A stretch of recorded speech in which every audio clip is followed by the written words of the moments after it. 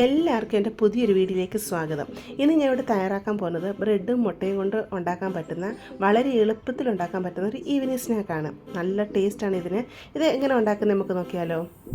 ഇവിടെ ഞാൻ 7 piece bread എടുത്തിട്ടുണ്ട്. അതുപോലെ 4 മുട്ട പുഴുങ്ങി തൊലിയൊക്കെ പൊളിച്ച് വെച്ചിട്ടുണ്ട്. മുട്ട ഇപ്പോൾ നമുക്ക് അങ്ങോട്ട് മാറ്റി വെക്കാം.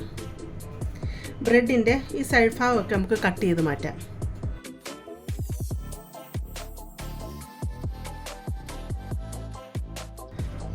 ബ്രെഡ് ഇവിടെ കട്ട് ചെയ്തെടുത്തിട്ടുണ്ട്.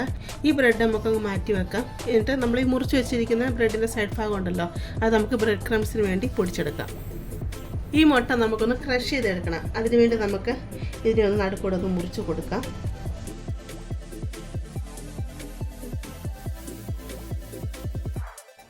എന്നിട്ട് ഇതിനെ നമുക്കൊരു ഫോർക്ക് വെച്ച് നല്ലതായിട്ടങ്ങ് ഉടച്ചെടുക്കാം.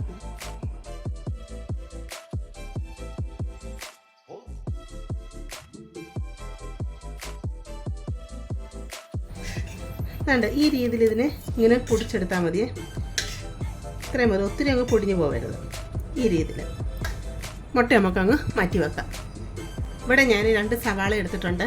2 സവാള എന്ന് പറഞ്ഞാൽ ഒരു വലിയ സവാളയും ഒരു മീഡിയം സവാളയും, അതുപോലെ ഈ വലിപ്പത്തിൽ ചെറിയൊരു കഷ്ണം ഇഞ്ചി, ഒരു 3 അല്ലി വെളുത്തുള്ളി, ഇത്രയും ഞാൻ ഇവിടെ എടുത്തിട്ടുണ്ട്. ഇതിനെ നമുക്ക് അരിഞ്ഞ് ചോപ്പറിൻ്റെ അകത്ത് നല്ല ചെറുതായിട്ട് അരിഞ്ഞെടുത്തുകൊണ്ട് വരാം. ഇപ്പോൾ നിങ്ങൾക്ക് ചോപ്പറില്ല എന്നുണ്ടെങ്കിൽ ഇതിനെ കൈ കൊണ്ട് ചെറുതായിട്ടങ്ങ് കൊത്തി അരിഞ്ഞെടുക്കുക കേട്ടോ. അതുപോലെ ഒരു പച്ചമുളക് എരിവിനനുസരിച്ച് ഞാനിവിടെ എടുക്കുന്നുണ്ട്. അതും കൂടെ ചോപ്പറിൽ ഇതിൻ്റെ കൂട്ടത്തിൽ അരിഞ്ഞെടുക്കുന്നുണ്ട്. സവാളയും ഇഞ്ചിയും വെളുത്തുള്ളിയും പച്ചമുളകെല്ലാം ഈ രീതിയിലാണ് അരിഞ്ഞെടുത്തിരിക്കുന്നത്. ഒരു പാത്രം അടുപ്പത്ത് വെച്ചിട്ടുണ്ട്. ഇതിലോട്ട് 2 ടേബിൾ സ്പൂൺ എണ്ണ ഒഴിച്ച് കൊടുക്കാം. എണ്ണ ഇവിടെ ചൂടായി വന്നിട്ടുണ്ട്. ഇതിലോട്ട് അരിഞ്ഞു വെച്ചിരിക്കുന്ന ഉള്ളി ഇട്ട് കൊടുക്കാം. ഉള്ളിയൊക്കെ നല്ല ബ്രൗൺ കളർ ആവുന്ന വരെ നമുക്ക് ഇതിനെ ഒന്ന് വഴറ്റിയെടുക്കാം.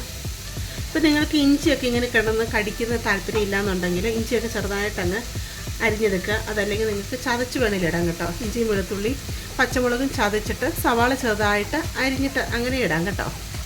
സവാളയൊക്കെ പെട്ടെന്ന് വാടി വരാൻ വേണ്ടി ഇതിനാവശ്യത്തിനുള്ള ഉപ്പ് കൂടി ഇട്ട് കൊടുക്കാം. സവാളയൊക്കെ ലൈറ്റ് ബ്രൗൺ കളറായി വന്നിട്ടുണ്ട്. ഇത്രയും വരെ പാടി വന്നാൽ മതി. ഇതിലോട്ട് 1 ടീസ്പൂൺ കാശ്മീരി ചില്ലി പൗഡർ ഇട്ട് കൊടുക്കാം. 1/4 ടീസ്പൂൺ മഞ്ഞൾപ്പൊടി, എരിവിനനുസരിച്ച് 1/2 ടീസ്പൂൺ കുരുമുളക് പൊടിയാണ് ഞാൻ ഇട്ട് കൊടുക്കുന്നത്. നിങ്ങൾ എരിവിനനുസരിച്ച് ഇട്ട് കൊടുക്കുക കേട്ടോ. ഒരു 1/4 ടീസ്പൂൺ പെരിഞ്ജീരകം പൊടിച്ചതാണ്, അതുകൂടെ ഇട്ട് കൊടുക്കാം. ഇതിൻ്റെ പച്ച സ്മെല്ല് മാറുന്നവരെ ഇതിനെ നമുക്ക് ഇളക്കിയെടുക്കാം. തീ അങ്ങ് മീഡിയത്തിലിട്ട് കൊടുക്കുക കേട്ടോ. മസാലകളൊക്കെ നല്ലതായിട്ട് മൂത്ത് വന്നിട്ടുണ്ട്. ഇതിലോട്ട് ഒരു ശകലം വെള്ളം, ഒരു 1/4 ഗ്ലാസ്സിനേക്കാളും കുറവാണ്, ഇതിലോട്ട് ഒഴിച്ച് കൊടുക്കുകയാണേ.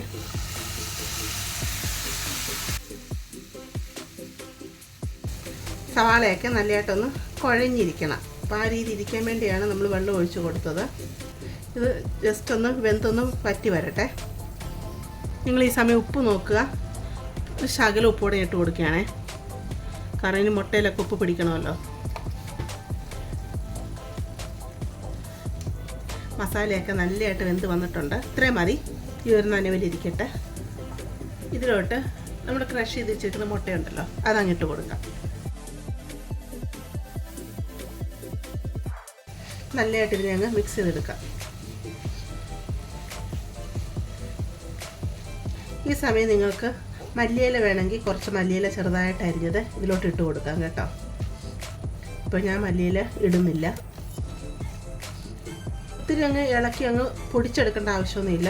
ജസ്റ്റ് മുട്ടയിലോട്ട് മിക്സെല്ലാം ഒന്ന് മിക്സായി കിട്ടണം, അത്ര മാത്രം മതി. ഉണ്ട് ഈ രീതിയിൽ.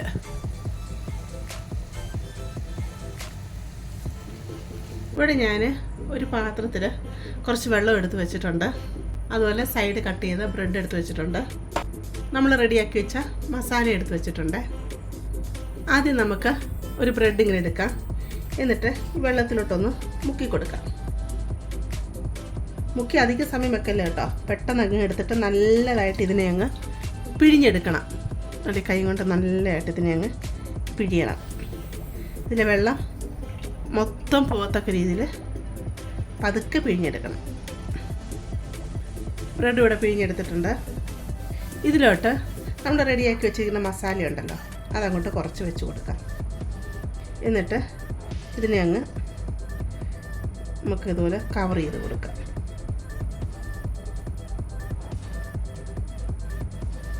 എന്നിട്ട് ഒരു റോള് പോലെ ഇങ്ങനെ ആക്കിയെടുക്കാം.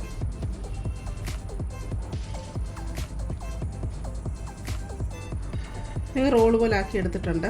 ഇതിന് നമുക്ക് ബ്രെഡ് ക്രംസ് മുക്കിയെടുക്കാനാണ് കേട്ടോ. അതുകൊണ്ട് നിങ്ങൾ ഒത്തിരി കവറായില്ലെങ്കിലും കുഴപ്പമൊന്നുമില്ല. നമുക്കിതിനെ ബ്രെഡ് ക്രംസിൽ അതിൽ മുക്കുമ്പോൾ നല്ല റെഡിയായി കിട്ടിക്കോളും.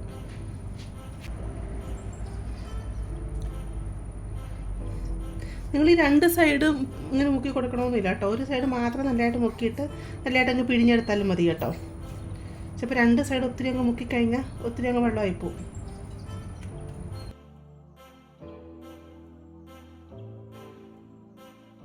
നമ്മൾ ഈ ഉരുട്ടിയെടുത്ത ഈ റോളുണ്ടല്ലോ, അത് ഇതുപോലെ ബ്രെഡ് ക്രംസിലൊന്ന് മുക്കി കൊടുക്കാം.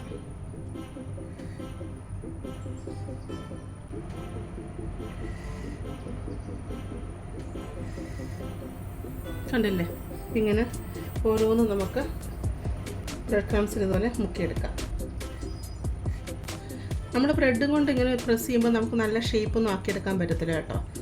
നമ്മൾ ബ്രെഡ് ക്രംസ് ഇങ്ങനെ മുക്കുന്ന ടൈമിൽ നമുക്കിങ്ങനെ അതിനെ പ്രസ് ചെയ്ത് അങ്ങ് മുക്കിയെടുത്താൽ മതി. ഇപ്പം ഞാനെടുത്ത മുട്ട മസാലയ്ക്കാണെങ്കിൽ ബ്രെഡ് പിന്നെ ഞാൻ എടുത്ത് കേട്ടോ. പിന്നെ ഒരു 3 പീസ് ബ്രെഡും കൂടെ എടുത്തു. അങ്ങനെ ഞാൻ 10 ബ്രെഡാണ് ടോട്ടലായിട്ട് എടുത്തത്. എന്നിട്ടും ശകല മസാലയുടെ അധികമുണ്ട്. 12 ബ്രെഡിൻ്റെ എടുക്കാനുള്ള മസാല ഉണ്ടായിരുന്നേ. നിങ്ങൾക്ക് ഈ മസാല ഉണ്ടല്ലോ ചപ്പാത്തിയോട് കഴിക്കാൻ നല്ല ടേസ്റ്റ് കേട്ടോ. അങ്ങനെ ബ്രെഡെല്ലാം ഇവിടെ ബ്രെഡ് ക്രംസിൽ മുക്കിയെടുത്തിട്ടുണ്ട്. ഇവിടെ ഞാനൊരു ചീനിച്ചട്ടി അടുപ്പത്ത് വെച്ച് കൊടുത്തിട്ടുണ്ട്. ചട്ടി ചൂടായി വരുമ്പോൾ നമുക്കിതിലോട്ട് എണ്ണ ഒഴിച്ച് കൊടുക്കാം. ഇത് ഡീപ്പ് ഫ്രൈ ആണ് ചെയ്തെടുക്കുന്നത്. എണ്ണ ചൂടായി വന്നിട്ടുണ്ട്. നമുക്ക് ഈ ബ്രെഡ് അങ്ങ് ഇട്ട് കൊടുക്കാം.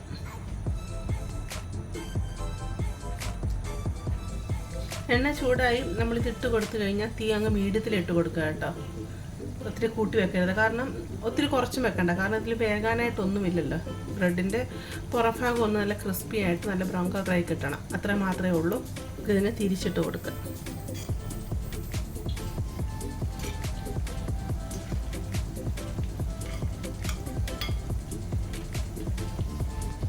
ഇത് എപ്പോഴും അങ്ങ് തിരിച്ച് മറിച്ചിട്ട് കഴിഞ്ഞ് കഴിഞ്ഞാൽ എൻ്റെ അകത്തെ ഫില്ലിങ് പുറത്ത് വരും കേട്ടോ. അതുകൊണ്ട് ഒരു സൈഡ് ഫ്രൈ ആയി കഴിഞ്ഞിട്ട് മാത്രം അടുത്ത സൈഡ് തിരിച്ചിട്ട് കൊടുക്കുക കേട്ടോ.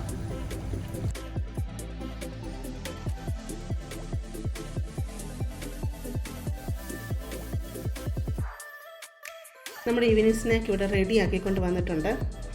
നല്ലതായിട്ട് ഫ്രൈ ആയി വന്നിട്ടുണ്ട്.